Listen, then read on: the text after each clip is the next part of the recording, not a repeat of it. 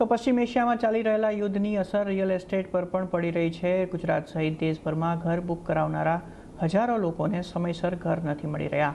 તો આવી પરિસ્થિતિમાં આગળ હવે ક્રેડાઈ ગાયહેડે કેન્દ્ર સરકાર પાસેથી કયા પ્રકારની સહાયની માંગણી કરી છે તે માટે જુઓ સંવાદદાતા કેતન જોશીનો આ રિપોર્ટ। આ નિકુંજ વસાણી છે અને તેઓ અમદાવાદમાં રહે છે। નિકુંજે શેલા એક્સટેન્શનમાં 1 કરોડ રૂપિયામાં 3 BHK બુક કરાવ્યો હતો। તેમને 2027ના અંત સુધીમાં કબજો પણ મળવાનો હતો, પરંતુ હવે તેઓ સમયસર પોતાના ઘરમાં રહેવા માટે જઈ શકશે નહીં। મને બુકિંગ કરતા લગભગ 1 વર્ષ થવા આવ્યું। જ્યારે બુકિંગ કર્યું ત્યારે 2027ની એન્ડ સુધીના પોઝિશનની વાત હતી કે ભાઈ ત્યાં સુધીમાં મળી જશે। વચ્ચે કામ બંધ રહ્યું એવું દેખાયું, થોડું લેટ થાય એવું દેખાય છે। 6-1 મહિના ડિલે થાય અમારું ડ્રીમ હોમ એવું અમને દેખાઈ રહ્યું છે અત્યારે।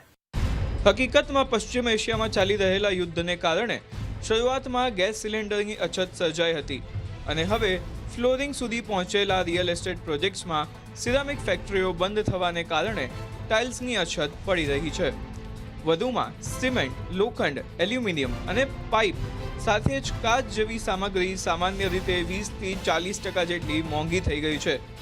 હવે ક્રેડાઈ નેશનલ અને ક્રેડાઈ ગુજરાત ગાહેડે રેરા ઓથોરિટી અને પીએમઓને પત્ર લખીને પ્રોજેક્ટની સમયમર્યાદા વધારવાની વિનંતી કરી છે।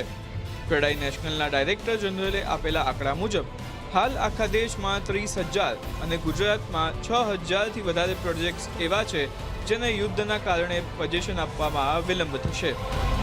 અમારે લોકો શું છે, મટીરિયલના બધા જે વોરના લીધે જે ડિસ્ટર્બન્સ આવ્યું છે એમાં મટીરિયલની અવેલેબિલિટીની શોર્ટેજ થઈ છે અને ભાવ દરરોજ વધે છે મટીરિયલના। એ અસમંજસમાંથી બહાર આવવા માટે અમે લોકોએ ટાઈમ પર પૂરું જે કરવાનો પ્રોજેક્ટ છે એમાં એક્સટેન્શન માંગ્યું છે। રેરાને રિક્વેસ્ટ કરી છે કે 6 મહિનાનું યુનેનિમસલી બધા પ્રોજેક્ટને ઓટોમેટિકલી કોવિડમાં બી આપ્યું હતું એ જ રીતે આપણને 6 મહિનાનું એક્સટેન્શન આપવા અમે વિનંતી કરેલી છે અને એમાં અમે ટ્રાય કરી રહ્યા છીએ કે આપે આપણને। રેરા અમલમાં આવ્યા બાદ ડેવલપરોએ ઘર અથવા વાણિજ્યિક જગ્યાઓનું પોઝિશન સમયસર આપવું જરૂરી થઈ ગયું છે। આમ કરવામાં નિષ્ફળ જવા પર ભારે દંડ પણ ભરવો પડે છે।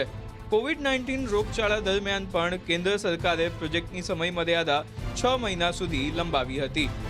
રેરા દ્વારા ઓનગોઈંગ પ્રોજેક્ટની જો સમય મર્યાદા વધારવામાં આવે તો ન માત્ર આ સેક્ટરને ફાયદો થશે, પરંતુ આની સાથે જોડાયેલા લાખો લોકોની નોકરી પણ સલામત રહેશે।